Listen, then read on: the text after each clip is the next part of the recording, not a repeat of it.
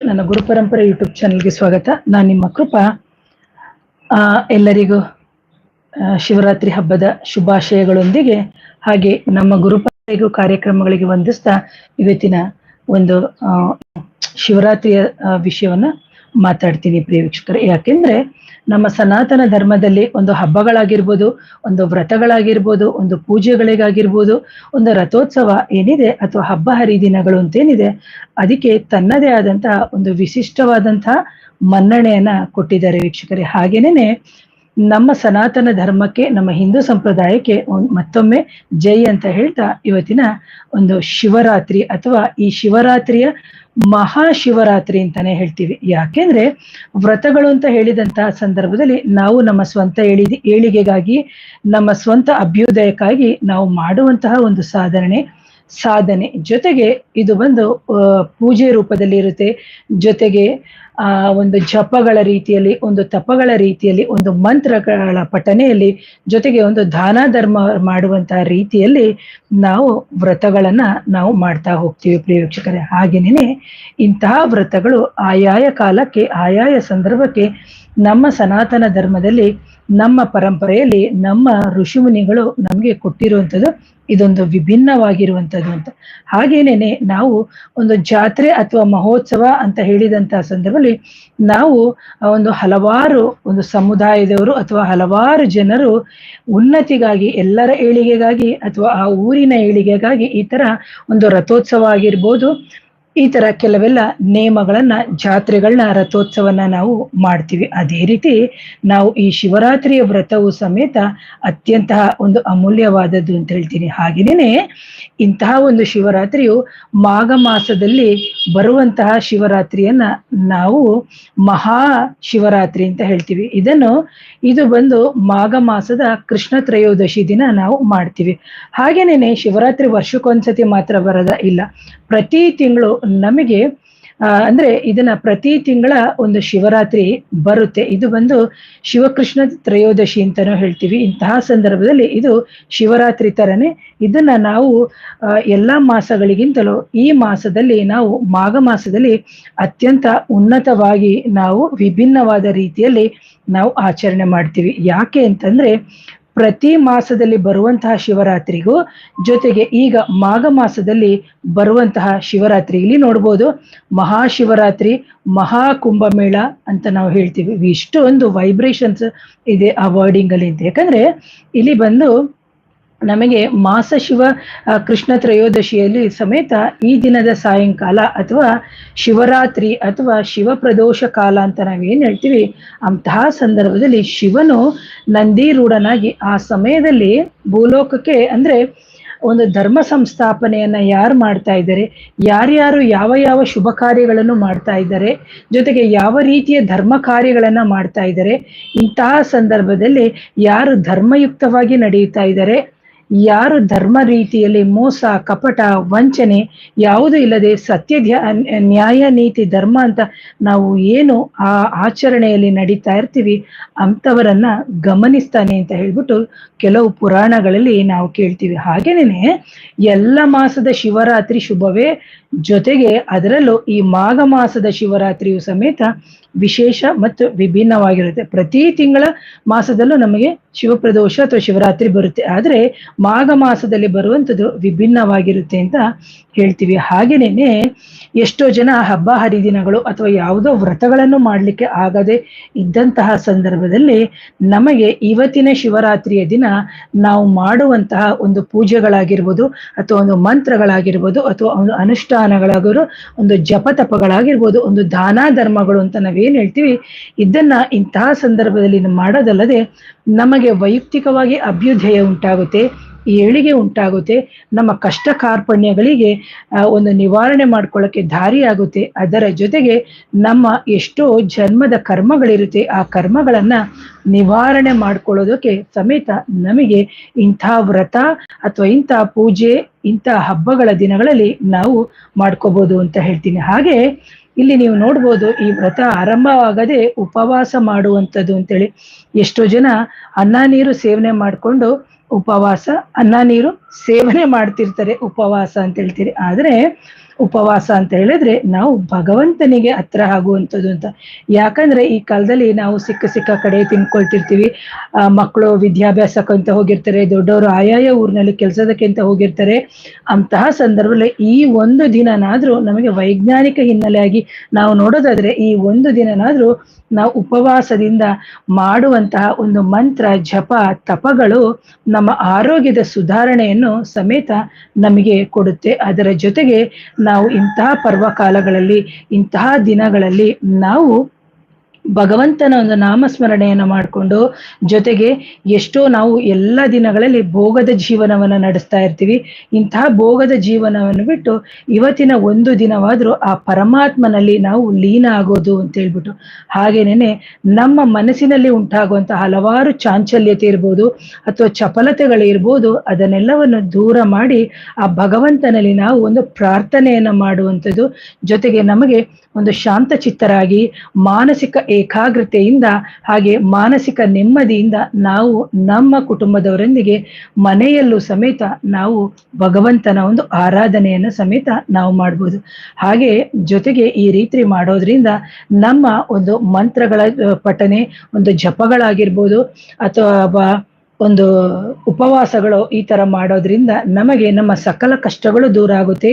ಜೊತೆಗೆ ದೈಹಿಕ ಬಲ ಜಾಸ್ತಿ ಆಗುತ್ತೆ. ಜೊತೆಗೆ ಮಾನಸಿಕ ನೆಮ್ಮದಿ ಅಥವಾ ನಮ್ಮ ಮನೋಬಲ ಅಂತೇನಿದೆ ಅದು ಸಮೇತ ಹೆಚ್ಚಾಗುತ್ತೆ. ಜೊತೆಗೆ ಏಕಾಗ್ರತೆ ಸಮೇತ ನಮಗೆ ಬರುತ್ತೆ. ಜೊತೆಗೆ ಮನಸ್ಸು ಪೂರ್ತಿಯಾಗಿ ನಾವು ಏಕಾಗ್ರತೆಯಿಂದ ಆ ಭಗವಂತನಲ್ಲಿ ಅಥವಾ ನಮಗೆ ಯೋಗೀಶ್ವರನಾದ ಆ ಜಗದೀಶ್ವರನಾದಂತಹ ಶಿವನಿಗೆ ನಾವು ಪೂರ್ತಿಯಾಗಿ ಶರಣಾಗೋದು ಅಂತ. ಯಾಕಂದ್ರೆ ಇಂತಹ ದಿನಗಳಲ್ಲಿ ನಾವು ಭೋಗಗಳಿಗೆ ಆಸಕ್ತಿಯನ್ನು ತೋರಿಸಿ ನಾವು ಎಲ್ಲರೂ ಭೋಗದ ಜೀವನನ ನಡೆಸ್ತಾ ಇದ್ದೀವಿ. ಹಾಗೆ ನಾವು ಜಗಕ್ಕೆ ಈಶ್ವರನಾಗಿರುವಂತಹ ಆ ಯೋಗೀಶ್ವರನಾಗಿರುವಂತಹ ಶಿವನನ್ನ, ಸೃಷ್ಟಿಯ ಕರ್ತನಾಗಿರುವಂತಹ ಈ ಶಿವನನ್ನ ನಾವು ಆರಾಧಿಸ್ಬೇಕು. ಜೊತೆಗೆ ನಾವು ನಮ್ಮ ಜಾಗದಲ್ಲೇ ಇರುವಂತಹ ನಾವು ಆಯಾ ಗ್ರಾಮ ಆಯಾ ಪ್ರದೇಶದಲ್ಲಿ ಇದ್ದಂತಹ ಸಂದರ್ಭದಲ್ಲೂ ಸಮೇತ ನಮ್ಮ ಒಂದು ಗುರುಗಳ ಪರಂಪರೆಯಿಂದ ಬಂದಿರೋರು ಅಥವಾ ಗುರುಗಳ ಒಂದು ಮನೆಯಲ್ಲಿ ಒಂದು ಕುಲದೇವರ ಆರಾಧನೆ ಅಥವಾ ನಮ್ಮ ಒಂದು ಜಾಗಕ್ಕೆ ಒಂದು ಹಿರಿಯರು ಅಂತ ಏನಿದ್ದಾರೆ ಅವರ ಒಂದು ಮುನ್ಸೂಚನೆಯಂತೆ ನಾವು ಜಪ ತಪಗಳು ಮಂತ್ರಗಳನ್ನ ಪಠನೆ ಮಾಡೋದ್ರಿಂದ ಖಂಡಿತವಾಗ್ಲೂ ನಾವು ನಮ್ಮ ದೈಹಿಕ ಆರೋಗ್ಯ, ಮಾನಸಿಕ ಆರೋಗ್ಯ ಜೊತೆಗೆ ಭಗವಂತನಲ್ಲಿ ಹತ್ತಿರ ಆಗೋದಕ್ಕೆ ಅತ್ಯಂತ ಸುಲಭ ಆಗೋಗುತ್ತೆ. ಹಾಗೇನೇ ಎಷ್ಟೋ ಜನ ನೀವು ನೋಡ್ಬೋದು ಇವತ್ತಿನ ದಿನ ಉಪವಾಸಕ್ಕೆ ಹೆಚ್ಚಿನ ಪ್ರಾಶಸ್ತ್ಯವನ್ನು ಕೊಡ್ತಾರೆ. ಯಾಕೆಂದ್ರೆ ಇವತ್ತು ಸೂರ್ಯೋದಯದಿಂದ ನಾಳೆ ಬೆಳಗಿನ ಸೂರ್ಯೋದಯ ತನಕ ಹೆಚ್ಚಿನ ಪ್ರಾಶಸ್ತ್ಯ ಇರುತ್ತೆ. ಹಾಗೆ ಫಲಹಾರವನ್ನು ಸೇವಿಸ್ತಾರೆ. ಯಾಕೆಂದ್ರೆ ವೈಜ್ಞಾನಿಕವಾಗಿ ನೋಡಿದಂತಹ ಸಂದರ್ಭದಲ್ಲಿ ನಮ್ಮ ಹೊಟ್ಟೆಯಲ್ಲಿ ಜಠರಾಗ್ನಿ ಚೆನ್ನಾಗಿ ಉತ್ಪಾದನೆ ಆಗ್ಲಿ. ಯಾಕಂದ್ರೆ ಈ ಶಿವರಾತ್ರಿ ಕಳೆದ ಮೇಲೆ ನಮಗೆ ಬೇಸಿಗೆ ಸಮೇತ ಶುರುವಾಗುತ್ತೆ. ಜೊತೆಗೆ ನಮಗೆ ಆರೋಗ್ಯ ಸಮೇತ ಉಂಟಾಗುತ್ತೆ. ಯಾಕಂದ್ರೆ ಇಷ್ಟು ದಿನ ನಮಗೆ ಚಳಿ ಇತ್ತು, ಆ ಚಳಿಯಲ್ಲಿ ನಾವೆಲ್ಲ ಮುದ್ರಕೊಂಡಿರ್ತಾ ಇದ್ದೋ. ಇಂತಹ ಮುದ್ರಕೊಂಡು ಇದ್ದಂತಹ ಸಂದರ್ಭದಲ್ಲಿ ನಮ್ಮ ದೇಹದಲ್ಲಿ ವಾತ ದೋಷ ಜಾಸ್ತಿ ಆಗಿರುತ್ತೆ. ಆ ವಾತ ದೋಷ ಜಾಸ್ತಿ ಆದಂತಹ ಸಂದರ್ಭದಲ್ಲಿ ನಾವು ಇಂತಹ ಶಿವರಾತ್ರಿಯ ದಿನ ಮಂತ್ರಗಳ ಒಂದು ಪಠನೆಯನ್ನ ಮಾಡಿಕೊಂಡು ಹೋಗೋದ್ರಿಂದ ಖಂಡಿತವಾಗ್ಲೂ ನಮಗೆ ವಾತ ದೋಷ ನಿವಾರಣೆ ಆಗುತ್ತೆ. ಯಾಕೆಂದ್ರೆ ನಮಗೆ ಮನುಷ್ಯನ ದೇಹದಲ್ಲಿ ಪ್ರತಿಯೊಬ್ಬರಿಗೂ 3 ದೋಷಗಳಿರುತ್ತೆ, ವಾತ ಪಿತ್ತ ಕಫ ಅಂತ ಹೇಳ್ಬಿಟ್ಟು. ಹಾಗೆ ಒಬ್ಬರಿಗೆ ಒಂದಲ್ಲ ಒಂದು ದೋಷಗಳು ಜಾಸ್ತಿ ಇದ್ದೇ ಇರುತ್ತೆ. ಕೆಲವರಿಗೆ ವಾತ ಜಾಸ್ತಿ ಇರುತ್ತೆ, ಕೆಲವರಿಗೆ ಪಿತ್ತ ಜಾಸ್ತಿ ಇರುತ್ತೆ, ಕೆಲವರಿಗೆ ಕಫ ಜಾಸ್ತಿ ಇರುತ್ತೆ. ಯಾವಾಗ ನಮ್ಮ ದೇಹದಲ್ಲಿ ವಾತ ಪಿತ್ತ ಕಫ ಸಮವಾಗಿರುತ್ತೆ ಅಂತಹ ಸಂದರ್ಭದಲ್ಲಿ ನಮಗೆ ಯಾವುದೇ ರೀತಿಯ ಆರೋಗ್ಯದ ಸಮಸ್ಯೆ ಬರಲ್ಲ. ಬಂದ್ರೂ ಅದು ಸರಾಗವಾಗಿ ನಮಗೆ ನಡ್ಕೊಂಡು ಹೋಗುತ್ತೆ. ಇಂತಹ ಸಂದರ್ಭದಲ್ಲಿ ಈ ಚಳಿಯಲ್ಲಿ ನಮಗೆ ರಕ್ತ ಪರಿಚಲನೆ ಸರಿಯಾಗಿ ಆಗದೆ ಅಥವಾ ರಕ್ತ ಸಂಚಾರ ಆಗದೆ ನಮ್ಮ ದೇಹದಲ್ಲಿ ವಾಯು ತತ್ವ ಜಾಸ್ತಿ ಆಗಿರುತ್ತೆ. ಅದರಿಂದ ನೀವು ನೋಡ್ಬೋದು ಎಷ್ಟೋ ಜನಕ್ಕೆ ಮಂಡಿ ನೋವು, ಬೆನ್ನು ನೋವು, ಕಾಲು ನೋವು, ಕುತ್ತಿಗೆ ನೋವು ಎಲ್ಲವೂ ಇರುತ್ತೆ. ಇಂತಹ ಸಂದರ್ಭದಲ್ಲಿ ನಾವು ಮಳೆಗಾಲ ಚಳಿಗಾಲ ಒಟ್ಟಿಗೆ ಬಂತು, ಬೋಂಡ ಬಜ್ಜಿ ಆಮೇಲೆ ಆಯಿಲಿ ಫುಡ್ ಅಥವಾ ಎಣ್ಣೆಗೆ ಸಂಬಂಧಪಟ್ಟಂತಹ ಕರಿದಂತಹ ಪದಾರ್ಥಗಳನ್ನೆಲ್ಲ ತಿಂದು ನಮ್ಮ ದೇಹದಲ್ಲಿ ವಾತ ಪ್ರಕೃತಿ ಜಾಸ್ತಿ ಆಗುತ್ತೆ. ಈಗ ನಾವು ಅಂದ್ರೆ ಮಳೆ ಚಳಿಯಿಂದ ನಾವು ಹೊರಗಡೆ ಬಂದಂತಹ ಸಂದರ್ಭದಲ್ಲಿ ಈಗ ನಮಗೇನಾಗುತ್ತೆ, ಬೇಸಿಗೆ ಆರಂಭ ಆಗುತ್ತೆ. ಬೇಸಿಗೆ ಆರಂಭ ಆದಂತಹ ಸಂದರ್ಭದಲ್ಲಿ ನಮಗೆ ಜಠರಾಗ್ನಿ ಅಂದ್ರೆ ಉಷ್ಣತೆ ಜಾಸ್ತಿ ಆದಾಗ ನಮ್ಮ ದೇಹದಲ್ಲಿ ಪಿತ್ತ ಜಾಸ್ತಿ ಆಗುತ್ತೆ. ಸಮವಾಗಿ ಇರಬೇಕು ಅಂತ ಹೇಳಿದಂತ ಸಂದರ್ಭದಲ್ಲಿ ಯಾವಾಗ ನಾವು ಉಪವಾಸವನ್ನ ಮಾಡ್ತೀವಿ, ಅದನ್ನ ಆಯುರ್ವೇದದಲ್ಲಿ ಒಂದ್ ಕಡೆ ಹೇಳ್ತಾರೆ ಲಂಘನಂ ಪರಮೌಷಧ ಅಂತ. ಅಂದ್ರೆ ನಾವು ಉಪವಾಸ ಮಾಡದೆ ನಮಗೆ ಪರಮವಾದಂತ ಔಷಧಿ ಅಂತ. ಹಾಗಾಗಿ ನಮ್ಮ ಹಿರಿಕರು, ನಮ್ಮ ಋಷಿಮುನಿಗಳು ಉಪವಾಸದ ಮುಖಾಂತರ ನಮಗೆ ಹಬ್ಬ ಹರಿದಿನಗಳ ಒಂದು ಆಚರಣೆಯನ್ನ ಕೊಟ್ಟಿರುವಂಥದ್ದು. ಹಾಗೆ ಇಂತಹ ಸಂದರ್ಭದಲ್ಲಿ ಉಪವಾಸ ಮಾಡಿದಂತಹ ಸಂದರ್ಭದಲ್ಲಿ ನಮ್ಮ ದೇಹದಲ್ಲಿ ವಾಯು ತತ್ವದಿಂದ ಕೂಡಿರುವಂತಹ ಆ ವಾಯು ಏನಿದೆ ದೇಹದಲ್ಲಿ ಅಪನವಾಯು ಮುಖಾಂತರ ದೇಹದಿಂದ ಅದು ಹೊರಗಡೆ ಹೋಗುತ್ತೆ. ಅದರ ಜೊತೆಗೆ ಈಗೆಲ್ಲರೂ ನಾವು ನೀರು ಕುಡಿಯೋಕೆ ಶುರು ಮಾಡ್ತೀವಿ, ನಾಳೆಯಿಂದ ಕಲ್ಲಂಗಡಿ ಹಣ್ಣು ಹಣ್ಣುಗಳನ್ನ ತಿನ್ನಕ್ಕೆ ಶುರು ಮಾಡಿ. ಇಷ್ಟು ದಿನ ಬರೀ ಬಿಸಿ ಬಿಸಿ ಬಿಸಿ ಅಂತ ತಿಂತಿದ್ದು. ಯಾವಾಗ ನಾವು ವಾತದೋಷ ಹೋಗ್ಲಿಕ್ಕೆ ಅಂತೇಳಿ ನಾವು ವಾಕಿಂಗ್ನ ಎಕ್ಸಸೈಸ್ನ ಚೆನ್ನಾಗಿ ಮಾಡ್ತೀವಿ, ದೇಹದಲ್ಲಿ ನಮ್ಮ ಪರಿಚಲನೆ ಚೆನ್ನಾಗಿ ಆಗುತ್ತೆ. ಜೊತೆಗೆ ಅಂತಹ ಸಂದರ್ಭದಲ್ಲಿ ಅನ್ನ ಆಹಾರಾದಿಗಳನ್ನು ತ್ಯಜಿಸಿ ಈ ತರ ನಾವು ಉಪವಾಸದಿಂದ ಭಗವಂತನ ಹತ್ರವು ಸಮೇತ ನಾವು ಹೋಗ್ಬೋದು. ಜೊತೆಗೆ ಯಾವಾಗ ದೇಹದಲ್ಲಿ ವಾಯು ತತ್ವ ಹೊರಗಡೆ ಹೋಗುತ್ತೆ, ಎಲ್ಲ ನೋವುಗಳು ಒಂಥರ ಕಟಕಟಕಟ ಅಂತ ಶಬ್ದ ಇರುತ್ತೆ. ಆ ವಾಯು ಮೂಳೆಗಳಿಂದ ಹೋದಾಗ ನಮ್ಮ ದೇಹ ಚಲನ ಸ್ಥಿತಿಗೆ ಅಥವಾ ಮೂಮೆಂಟ್ಸ್ ಅಂತಂದ್ರೇನೆ ವಾಯು ಬೇಕು ಅಂತ ಹೇಳ್ತೀವಿ. ಹಾಗಾಗಿ ಅಂಥದ್ದು ಅವೆಲ್ಲವೂ ನಿವಾರಣೆ ಆಗುತ್ತೆ. ಇಂತಹ ಸಂದರ್ಭದಲ್ಲಿ ನಾವು ಪಂಚಾಕ್ಷರಿ ಮಂತ್ರವಾದಂತಹ ಮಂತ್ರವನ್ನ ನಾವು ಪಠನೆಯನ್ನ ಮಾಡ್ಬೋದು. ಆ ಮಂತ್ರ ಈ ರೀತಿ ಇರುತ್ತೆ. ನಿಮಗೆ ಶಿವಾಯ ನಮಃ, ಶಿವಾಯ ನಮಃ ಅಂದ್ರೆ ಪಂಚಾಕ್ಷರಿ ಮಂತ್ರ ಅಂತ ಹೇಳ್ಬಿಟ್ಟು. ಹಾಗೆ ಷಡಾಕ್ಷರಿ ಮಂತ್ರವಾಗಿರುವಂಥದ್ದು, ಅದಕ್ಕೆ ಶಿವಾಯ ನಮಃಗೆ ಓಂ ಸೇರಿಸ್ಬೇಕಾಗುತ್ತೆ. ಓಂ ನಮ ಶಿವಾಯ, ಓಂ ನಮ ಶಿವಾಯ. ಇಂಥ ಮಂತ್ರವನ್ನ ವ್ಯಾಸ ಮುನಿಗಳೇ ನಮಗೆ ಕೊಟ್ಟಿರುವಂಥದ್ದು. ಇಂಥ ಮಂತ್ರವನ್ನ ಹೇಳ್ತಾ ನಾವು ಸಾಧ್ಯವಾದಷ್ಟು 108 ಆದ್ರೆ 108, 1000 ಆದ್ರೆ 1000, 500 ಆದ್ರೆ 500 ಬಾರಿ ನಾವು ಬಿಲ್ವ ಪತ್ರೆಗಳಿಂದ ಅರ್ಚನೆ ಮಾಡ್ತಾ ಬಂದಂತ ಸಂದರ್ಭದಲ್ಲಿ ಸಕಲ ಕಷ್ಟಗಳು ದೂರಾಗಿ ನಮ್ಮ ದೇಹದ ಅಭೋಮಂಡಲ ಏನಿದೆ ಅದು ಮತ್ತಷ್ಟು ಸದೃಢವಾಗ್ತಾ ಹೋಗುತ್ತೆ. ಅದರ ಜೊತೆಗೆ ನಮ್ಮ ಆಧ್ಯಾತ್ಮಿಕ ಶಕ್ತಿ ಅಥವಾ ಜೊತೆಗೆ ಮಾನಸಿಕ ಶಕ್ತಿ, ನಮಗೆ ದೈಹಿಕ ಬಲ, ಮನೋನಿಗ್ರಹ, ಜೊತೆಗೆ ನಾವು ಇಂತಹ ಸಂದರ್ಭದಲ್ಲಿ ಬ್ರಹ್ಮಚರ್ಯವನ್ನ, ಮಾಂಸಾಹಾರಾದಿಗಳನ್ನ, ಮದ್ಯವನ್ನ ನಾವು ತ್ಯಜಿಸಿದಂತ ಸಂದರ್ಭದಲ್ಲಿ ಹಲವಾರು ಪ್ರಯೋಜನಗಳು ಸಮೇತ ನಮಗೆ ಆಗುತ್ತೆ. ಹಾಗೇನೆ ಶಿವನಿಗೆ ಬಿಲ್ಪತ್ರೆ ಅರ್ಚನೆಯನ್ನು ಮಾಡುವಂಥದ್ದು, ಜೊತೆಗೆ ಭಸ್ಮದ ಅರ್ಚನೆಯನ್ನು ಮಾಡೋದು, ಇಲ್ಲವೇ ಶಿವ ಬಂದು ಅಭಿಷೇಕ ಪ್ರಿಯ ಅಂತ ನಾವು ಹೇಳ್ತೀವಿ. ಇಂಥ ಶಿವನಿಗೆ ಅಭಿಷೇಕವನ್ನು ಸಮೇತ, ಯಾಕಂದ್ರೆ ಅಭಿಷೇಕ ಮಾಡಿ ಭಸ್ಮಾರ್ಚನೆ ಮಾಡಿ ಆನಂತರದಲ್ಲಿ ನೀವು ಬಿಲ್ವಾರ್ಚನೆಯನ್ನು ಮಾಡಿದ್ರೆ ಅದರದ ಒಂದು ಮಾಡ್ತಾ ಹೋಗ್ತಾ ಇದ್ರೆ ಅದರ ಎನರ್ಜಿ ನಿಮ್ಗೆ ಆ ಫೀಲ್ ಮಾಡಿದಾಗ್ಲೇ ನಿಮ್ಗೆ ಗೊತ್ತಾಗೋದು ಅಂತ ಹೇಳ್ತೀನಿ. ಹಾಗೇನೆ ಎಷ್ಟೋ ಜನಕ್ಕೆ ಭಸ್ಮ ಸಿಕ್ಕಲ್ಲ, ಎಷ್ಟೋ ಜನಕ್ಕೆ ಬಿಲ್ಪತ್ರೆ ಸಿಗಲ್ಲ. ಖಂಡಿತವಾಗ್ಲೂ ಕುಂಕುಮದಿಂದ ಅರ್ಚನೆ ಮಾಡ್ಬೋದಾ ಅಂದ್ರೆ ಖಂಡಿತವಾಗ್ಲೂ ಅರ್ಚನೆ ಮಾಡ್ಬೋದು. ಯಾಕೆ ಅಂತಂದ್ರೆ ನಮಗೆ ಶಿವ ಮತ್ತು ಶಕ್ತಿಯ ಒಂದು ಆರಾಧನೆಯು ಸಮೇತ ನಮಗೆ ಇಲ್ಲಿ ಬರುವಂಥದ್ದು ಅಂತ. ಹಾಗಾಗಿ ನಾವು ಹಾಲಿನ ಒಂದು ಅಭಿಷೇಕ ಮಾಡ್ಬೋದು, ಪಂಚಾಮೃತದ ಅಭಿಷೇಕವನ್ನ ಮಾಡ್ಬೋದು. ಅದರ ಜೊತೆಗೆ ನಾವು ಫಲಹಾರಗಳನ್ನ ನಾವು ಶಿವನಿಗೆ ನೈವೇದ್ಯವಾಗಿ ಇಟ್ಟುಕೊಂಡು, ಜೊತೆಗೆ ನೈವೇದ್ಯಕ್ಕೆ ನಾವು ಕೋಸಂಬರಿಯನ್ನು ಇಡುವಂಥದ್ದು, ತಂಬಿಟ್ಟನ್ನು ಇಡುವಂಥದ್ದು, ಪಾನಕಗಳನ್ನು ನೀವು ನೋಡ್ಬೋದು. ಇದು ಎಂಥದ್ದು ಬಿಲ್ವಪತ್ರದ ಒಂದು ಪಾನಕ ತುಂಬಾ ಚೆನ್ನಾಗಿರುತ್ತೆ.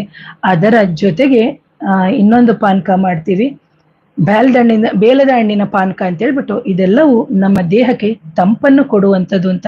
ಹಾಗಾಗಿ ಇನ್ನೇನು ಈ ಚಳಿಯಿಂದ ಹೊರಗಡೆ ಬಂದು ಬಿಸಿಲಿಗೆ ಬರ್ತೀವಿ, ನಮ್ಮ ದೇಹ ತಂಪಾಗಿಡಲು ಬಿಲ್ವಪತ್ರ ಅದರ ಜೊತೆಗೆ ಬೇಲದ ಹಣ್ಣಿನ ಪಾನಕವನ್ನು ಸಮೇತ ನಾವು ಶಿವನಿಗೆ ಅರ್ಪಿಸಿ ನಾವು ಸಮೇತ ತಗೊಳ್ಳೋದ್ರಿಂದ ಖಂಡಿತವಾಗ್ಲೂ ನಮಗೆ ದೇಹದಲ್ಲಿ ಉಂಟಾಗುವಂತಹ ರೋಗಗಳಿಗೆ ನಿವಾರಣೆ ಆಗುತ್ತೆ ಅಂತ. ಯಾಕಂದ್ರೆ ಶಿವನ ಆ ಬಿಲ್ವದಳದಲ್ಲಿ ನಾವು ಅರ್ಚನೆ ಮಾಡ್ತಾ ಮಾಡ್ತಾ ಮಾಡ್ತಾ ಅದರ ವಾಸನೆ ಅಂತ ಏನಿದೆ ಅದು ನಮ್ಮ ಏಕಾಗ್ರತೆಯನ್ನ ಜಾಸ್ತಿ ಮಾಡುತ್ತೆ ಅಂತ ಹೇಳ್ತೀನಿ. ಹಾಗೇನೇನೆ ನಾವು ಇವತ್ತಿನ ಸೂರ್ಯೋದಯದಿಂದ ನಾಳಿನ ಸೂರ್ಯೋದಯ ತನಕ ನಾವು ಪೂಜಿಸಬಹುದು. ಅದರಲ್ಲಿ ಸಂಜೆಯ 4 ಯಮಗಳಂದ್ರೆ ಸೂರ್ಯ ಅಸ್ತ ಆದ್ಮೇಲೆ 4 ಯಮಗಳು ಬರುತ್ತೆ. ಅಂದ್ರೆ ಆ ಯಮಗಳು ಬರುತ್ತೆ. ಯಾಕಂದ್ರೆ ಇತ್ತೀಚಿನ ದಿನಗಳಲ್ಲಿ ನಮ್ಗೆ ಏನಾಗಿದೆ ಅಂದ್ರೆ ನಾವೆಲ್ಲರೂ ಗ್ರೆಗೋರಿಯನ್ ಕ್ಯಾಲೆಂಡರ್ ಅಥವಾ ಇಂಗ್ಲಿಷ್ ಕ್ಯಾಲೆಂಡರ್ ನಲ್ಲಿ ಮಾತ್ರ ನಮಗೆ ವ್ಯಾವಹಾರಿಕವಾಗಿ ಅಥವಾ ಬಿಸ್ನೆಸ್ ಪರ್ಪಸ್ಗಾಗಿ ಅಥವಾ ನಮಗೆ ನೋಡ್ಲಿಕ್ಕಾಗಿ ನಮಗೆ ಇಂಗ್ಲಿಷ್ ಕ್ಯಾಲೆಂಡರ್ ಬೇಕು, ನಾನು ಬೇಡ ಅಂತ ಹೇಳಲ್ಲ. ಆದ್ರೆ ನಮ್ಮ ಪಂಚಾಂಗದ ಪ್ರಕಾರ ಸ್ವಲ್ಪ ನಾವು ನೋಡ್ಬೇಕಾಗುತ್ತೆ. ಹಾಗಾಗಿ ಸೂರ್ಯ ಉದಯ ಅಂದ್ರೆ ಇವತ್ತು ಸೂರ್ಯ ಉದಯ ಆದ ನಂತರ ಏನು ನಾವು ಮಾಡ್ತೀವಿ, ನಾಳೆ ಸೂರ್ಯ ಅಸ್ತದ ಅಂದ್ರೆ ನಾಳೆ ಬೆಳಿಗ್ಗೆ ಸೂರ್ಯ ಉದಯ ಆಗುವ ತನಕನೂ ಅದು ತುಂಬಾ ಚೆನ್ನಾಗಿರುತ್ತೆ. ಯಾಕಂದ್ರೆ ನಮ್ಮ ಕಾಸ್ಮಿಕಲ್ಲಿ ಅದೇ ರೀತಿಯಾದಂತಹ ಎನರ್ಜಿ ನಮಗೆ ಇಂತಹ ಸಂದರ್ಭದಲ್ಲಿ ಭೂಮಂಡಲದಲ್ಲಿ ನಮಗೆ ನಮ್ಮ ವಾತವನ್ನ ತೆಗೆಯುವಂತಹ ಶಕ್ತಿ ನಮಗೆ ನಮ್ಮ ಪ್ರಕೃತಿಯಲ್ಲೇ ಸಿಗುತ್ತೆ. ಯಾವಾಗ ನಾವು ಮಂತ್ರಗಳನ್ನು, ಜಪಗಳನ್ನು, ತಪಗಳನ್ನು, ಈ ತರ ಅರ್ಚನೆಗಳನ್ನು ಮಾಡಿಕೊಂಡು ಇರೋದ್ರಿಂದ ಖಂಡಿತವಾಗ್ಲೂ ನಿಮಗೆ ಒಳ್ಳೆಯದಾಗುತ್ತೆ ಅಂತ. ಹಾಗೇನೇನೆ ನೀವು ನೋಡುವಂಥದ್ದು ಶಿವನಿಗೆ ಬಂದ್ಬಿಟ್ಟು ನಾವು ಭಸ್ಮಪ್ರಿಯ ಅಂತ ಹೇಳ್ತೀವಿ. ಹಾಗೇನೇನೆ ಅವನು ಬಂದ್ಬಿಟ್ಟು ಏನು ಆಭರಣಗಳನ್ನ ಒಂದು ಆಸೆ ಪಡದೆ ಇರುವಂತ ಒಂದು ಸಾತ್ವಿಕ ಆಗಿರುವಂತವನು ಅಂತ. ಹಾಗೇನೇನೆ ನೀವು ಬೇಡರ ಕಣ್ಣಪ್ಪ ಕಥೆಯನ್ನ ಕೇಳಿದಿರಿ. ಹಲವಾರು ಶಿವಪುರಾಣ ಮಹಿಮೆಗಳನ್ನ ನೀವು ಕೇಳಿರ್ತೀರಿ. ಶಿವನಿಗೆ ಅಂತ ಕಣ್ಣನ್ನ ನೀಡಿ ಅದೊಂದು ಕಥೆನೇ ಇದೆ ಅಲ್ವಾ, ಬೇಡರ ಕಣ್ಣಪ್ಪ. ಆ ಕಥೆಯನ್ನು ಅಥವಾ ಪೌರಾಣಿಕದಲ್ಲಿ ಬರುವಂತಹ ಐತಿಹಾಸಿಕ ಕಥೆಗಳ ಅಥವಾ ಮಹಾತ್ಮೆ ಕಥೆಗಳನ್ನ ನೀವು ಸಮೇತ ಓದ್ಬೋದು. ಅದ್ ಬಿಟ್ಬಿಟ್ಟು ಬರೀ ಇದನ್ನ ವಯಸ್ಸಾದವರು ಮಾತ್ರ ಮಾಡೋದಲ್ಲದೆ ಸಣ್ಣ ಮಕ್ಕಳಿಗೂ ಸಮೇತ ನಾವು ಮಾಡಿಸ್ಬೋದು. ಜೊತೆಗೆ ನೀವು ಎಲ್ಲರನ್ನೂ ಮಾಡ್ಬೋದು. ಹಾಗೇನೇನೆ ದೇವಸ್ಥಾನಗಳಲ್ಲಿ ನೀವು ನೋಡ್ಬೇಕು, ನಾಳೆ ಬೆಳಿಗ್ಗೆ ತನಕ ಪ್ರತಿಯೊಬ್ಬರು ಅರ್ಚಕರಾಗಿರ್ಬೋದು ಅಥವಾ ಅರ್ಚಕ ವೃಂದದವರಾಗಿರ್ಬೋದು, ಎಲ್ಲರೂ ಎದ್ದಿರ್ತಾರೆ. ಅವರೆಲ್ರಿಗೂ ಕೋಟಿ ಕೋಟಿ ನಮಸ್ಕಾರಗಳು ಅಂತೀವಿ. ಯಾಕಂದ್ರೆ ಇವತ್ತಿನ ದಿನ ಎಷ್ಟೋ ಜನ ದೇವಸ್ಥಾನಕ್ಕೆ ಬಂದು ತಮ್ಮ ತಮ್ಮ ಕಷ್ಟಗಳನ್ನ ನಿವಾರಣೆ ಮಾಡ್ಕೊಳ್ಳಕ್ಕೆ ಅಂತ ಬಂದಿರ್ತಾರೆ. ಅದರದಲ್ಲಿ ಸಂಯಮವಾಗಿ ಅವರು ಎಲ್ಲರಿಗೂ ಒಂದು ಪ್ರಸಾದ, ತೀರ್ಥ, ಮಂಗಳಾರತಿಯನ್ನ ಕೊಟ್ಟು ಕಾತುರದಿಂದ ಬಂದಿರುವಂಥ ಎಲ್ಲ ಒಂದು ಜನರನ್ನು, ಎಷ್ಟು ಒಂದು ರಶ್ ಆಗಿರುತ್ತೆ, ಅಂತಹ ರಶ್ ಅಲ್ಲಿ ಆ ಶಿವನ ಪ್ರಸಾದವಾಗಿರುವಂಥ ಬಿಲ್ಪತ್ರೆ ಆಗಿರ್ಬೋದು, ಭಸ್ಮ ಆಗಿರ್ಬೋದು, ಶಿವ ಮತ್ತು ಶಕ್ತಿ ಇರುವ ದೇವಸ್ಥಾನಗಳಲ್ಲಿ ಕುಂಕುಮ ಅರ್ಚನೆ ಮಾಡಿರುವಂಥದ್ದು, ಹೀಗೆ ಹಲವಾರು ವಿಧಾನದಲ್ಲಿ ಪ್ರಸಾದವನ್ನು, ಕೋಸಂಬರಿಗಳನ್ನ, ರಸಾಯನ, ಕೇಸರಿ ಬಾತು, ಉಪ್ಪಿಟ್ಟು, ಸಜ್ಜಿಗೆ ಅಂತ ನಾವೇನೇನು ಹೇಳ್ತೀವಿ ಇದೆಲ್ಲವನ್ನು ಕೊಟ್ಟು ಕಳಿಸ್ತಾ ಇರ್ತಾರೆ. ಹಾಗೇನೇನೆ ದೇವಸ್ಥಾನದ ಬಾಗಿಲು ಸಮೇತ ತೆರೆದಿರುತ್ತದೆ.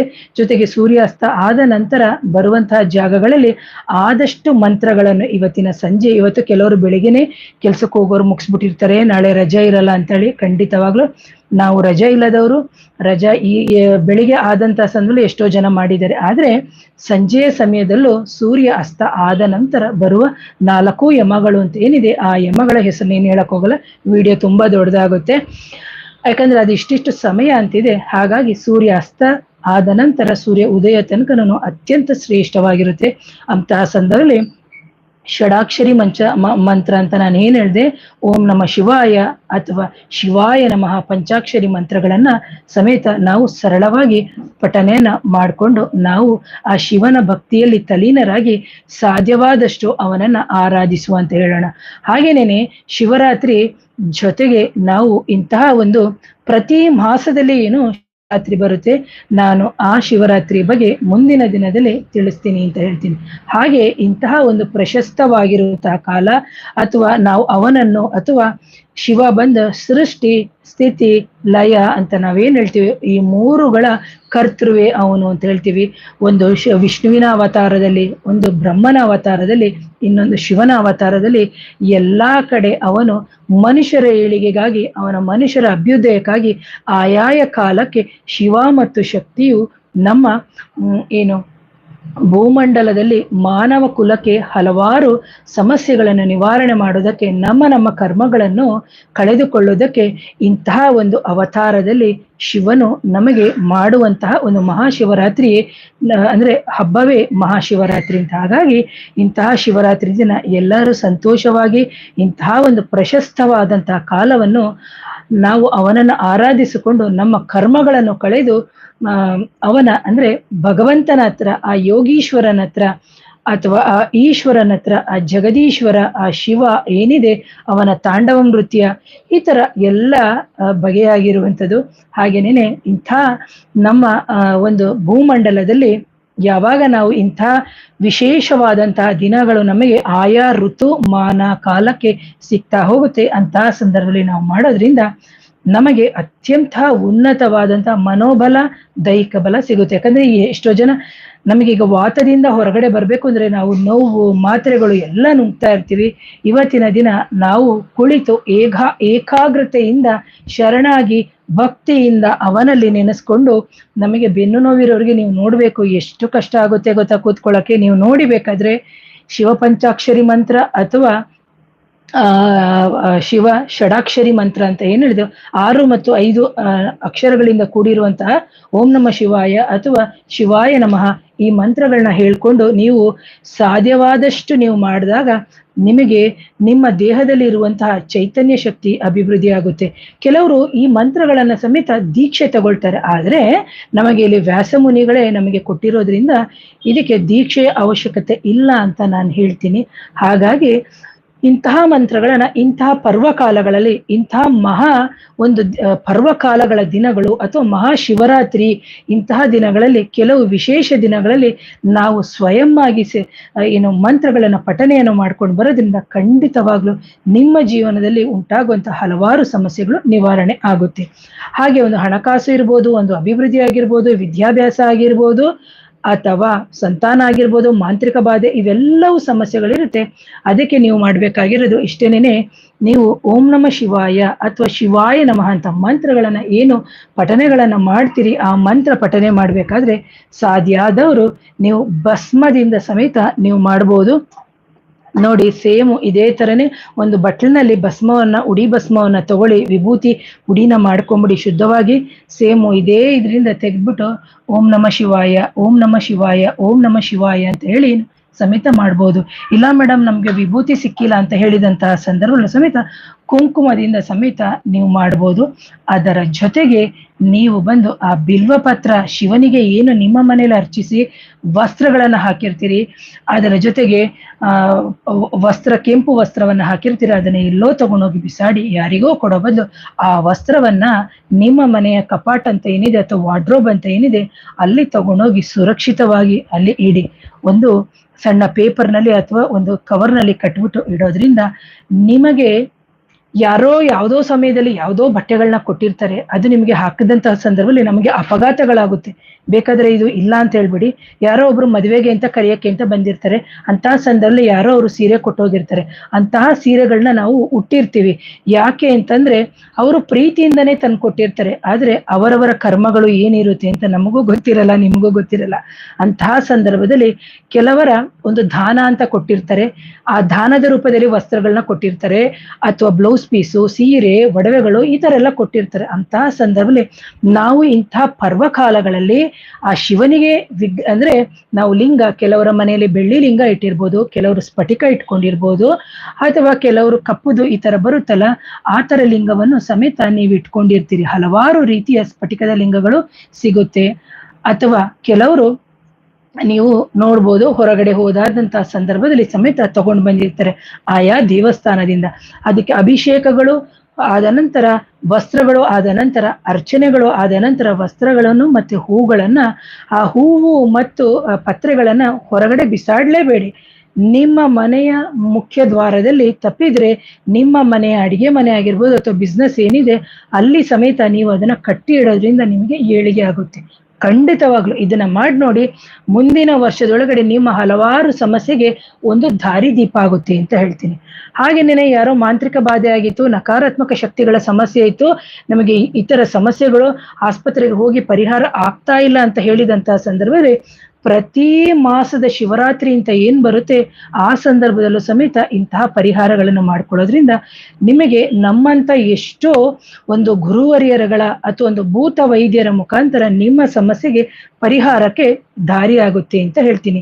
ಹಾಗೇನೆ ಮಕ್ಕಳ ಒಂದು ಆರೋಗ್ಯದ ಸಮಸ್ಯೆ ಇರುತ್ತೆ, ಅಥವಾ ಮಕ್ಕಳು ಹುಟ್ಟು ಸಾಯ್ತಾ ಇರ್ತಾರೆ, ಅಂತಹ ಸಂದರ್ಭದಲ್ಲೂ ಸಮೇತ ನೀವು ಆ ಹೂವು ಆಗಿರ್ಬೋದು, ಆ ಬಿಲ್ಪತ್ರೆ ಆಗಿರ್ಬೋದು, ಅಥವಾ ನಾವು ಶಿವನಿಗೆ ಅರ್ಚಿಸಿರುವಂತಹ ಆ ವಿಭೂತಿ ಪ್ರಸಾದ ಏನಿದೆ ಅದನ್ನ ನಾವು ನಿತ್ಯ ಧಾರಣೆಯನ್ನ ಮಾಡೋದ್ರಿಂದ, ಅಥವಾ ಆ ಮಗುವಿನ ತಲೆಯ ಕೆಳಗಡೆ ಇಡೋದ್ರಿಂದ, ಅಥವಾ ಆ ಮಗುವಿಗೆ ಧಾರಣೆಯನ್ನು ಮಾಡೋದ್ರಿಂದ ನಮ್ಮ ಮಕ್ಕಳ ಜೀವನದಲ್ಲಿ ಉಂಟಾಗುವಂತ ಎಷ್ಟೋ ಸಮಸ್ಯೆಗಳು, ಮಕ್ಕಳು ಇದ್ದಕ್ಕಿದ್ದಂಗೆ ಬಿದ್ದೋಗೋದು, ಇದ್ದಕ್ಕಿದ್ದಂಗೆ ವಾಂತಿ ಮಾಡ್ಕೊಳ್ಳೋದು, ಇದ್ದಕ್ಕಿದ್ದಂಗೆ ಸುಸ್ತಾಗೋದು, ಇದ್ದಕ್ಕಿದ್ದಂಗೆ ಅವಕ್ಕೆ ನೋಡ್ಬೋದು ಒಂದು ಪಿಡ್ಸ್ ತರ ಬರುವಂಥದ್ದು, ಮೈಯೆಲ್ಲ ನೀಲಿ ಕಟ್ಬಿಡೋದು, ಆಸ್ಪತ್ರೆಗೆ ಕರ್ಕೊಂಡು ಹೋಗ್ತೀವಿ. ಇಂತಹ ಸಂದರ್ಭದಲ್ಲಿ ಅಂತಹ ಮಕ್ಕಳಿಗೆ ವೈದ್ಯಕೀಯ ಚಿಕಿತ್ಸೆಗಳು ಕೆಲವೊಮ್ಮೆ ಪರಿಹಾರ ಆಗಲ್ಲ. ಯಾಕಂದ್ರೆ ಕೆಲವೊಂದೊಂದು ಸಂದರ್ಭದಲ್ಲಿ ಮಕ್ಕಳಿಗೆ ಬಾಲಗ್ರಹ ದೋಷ ಆಗಿರ್ಬೋದು, ಅಥವಾ ನಾವು ವರ್ಷಾರಿಷ್ಟ ಅಂತ ಏನ್ ಹೇಳ್ತೀವಿ, ಅಥವಾ ಗ್ರಹ ಪೀಡೆಗಳು, ಅಥವಾ ತಂದೆ ತಾಯಿಂದರಿಗೆ ಮಾಡಿರುವಂತಹ ನಕಾರಾತ್ಮಕ ಶಕ್ತಿಗಳ ಒಂದು ಸಮಸ್ಯೆಗಳು ಸಮೇತ ಕೆಲವು ಮಕ್ಕಳಿಗೆ ನಾವು ಕಾಡುತ್ತೆ. ಅಂತ ಸಂದರ್ಭದಲ್ಲಿ ಈಗ ನಿಮ್ಮನೆಗೆನೆ ನೀವು ನೋಡಿ ಹಲಸಿನಣ್ಣು ತಗೊಂಡೋದ್ರೆ ಹಲಸಿನಣ್ಣು ವಾಸನೆ ಇರುತ್ತೆ ಮನೆ ಒಳಗಡೆ, ಅಥವಾ ಮಲ್ಲಿಗೆ ಹೂ ತಗೊಂಡೋದ್ರೆ ಮಲ್ಲಿಗೆ ಹೂವು ವಾಸನೆ ಇರುತ್ತೆ.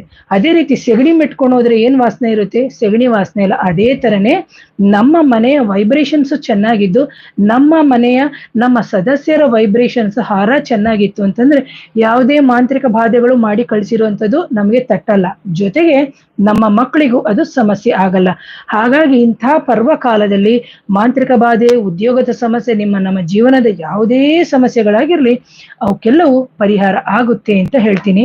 ಯಾವುದೇ ಕಾರಣಕ್ಕೂ ನಾನೇನ್ ಹೇಳೋದಂದ್ರೆ, ಮನಸ್ಸೋ ಇಚ್ಛೆಯಿಂದ ಮಾಡಿ, ಶರಣಾಗತಿಯಾಗಿ ಪ್ರೀತಿಯಿಂದ ಮಾಡಿ. ಆಗುತ್ತಾ ಇಲ್ವಾ ಅನ್ನೋ ಕನ್ಫ್ಯೂಷನ್ ಬಿಟ್ಟು ನಿಮ್ಮ ಕುಲದೇವರು, ಮನೆ ದೇವರು ಗಣಪತಿಯನ್ನ ಇಟ್ಟು ಇಂದು ಶಿವರಾತ್ರಿಯನ್ನ ಆಚರಿಸಿ ಅಂತ ಹೇಳ್ತಾ, ಇವತ್ತಿನ ಶಿವರಾತ್ರಿಯ ಒಂದು ಪ್ರಶಸ್ತ ಕಾಲವನ್ನು, ಸಂಜೆಯ ಸಮಯವನ್ನ ನಾವು ಒಂದು ಧ್ಯಾನದ ಮುಖಾಂತರ, ಮಂತ್ರದ ಮುಖಾಂತರ, ಹೋಮ ಹವನಗಳ ಮುಖಾಂತರ ಕಳೆದು ನಾವು ಭಗವಂತನ ಒಂದು ಸಾನ್ನಿಧ್ಯಕ್ಕೆ ಹತ್ರ ಆಗ್ತಾ ನಮ್ಮ ಆಯಸ್ಸು, ಆರೋಗ್ಯ, ನಮ್ಮ ಮುಂದಿನ ತಲೆಮಾರಿಗೂ ಪೀಳಿಗೆಗೆ ಇದನ್ನ ನಾವು ವರವಾಗಿ ಕೊಡ್ತಾ ಬರೋಣ ಅಂತ ಹೇಳ್ತಾ ಇವತ್ತಿನ ವಿಡಿಯೋವನ್ನ ಮುಗಿಸ್ತೀನಿ. ಪ್ರಿಯ ವೀಕ್ಷಕರೇ, ಮತ್ತೊಮ್ಮೆ ಮಗದೊಮ್ಮೆ ನಿಮ್ಮೆಲ್ಲರಿಗೂ ನನ್ನ ಧನ್ಯವಾದಗಳು. ಹಾಗೆ ಮತ್ತೊಮ್ಮೆ ಎಲ್ಲರಿಗೂ ಶಿವರಾತ್ರಿ ಹಬ್ಬದ ಶುಭಾಶಯಗಳು. ಇಂಥ ವಿಡಿಯೋನ ಹಲವಾರು ಜನಕ್ಕೆ ಶೇರ್ ಮಾಡಿ ಅಂತ ಹೇಳ್ತಾ ಇವತ್ತಿನ ಕಾರ್ಯಕ್ರಮವನ್ನು ಮುಗಿಸ್ತೀನಿ. ನಮಸ್ತೆ.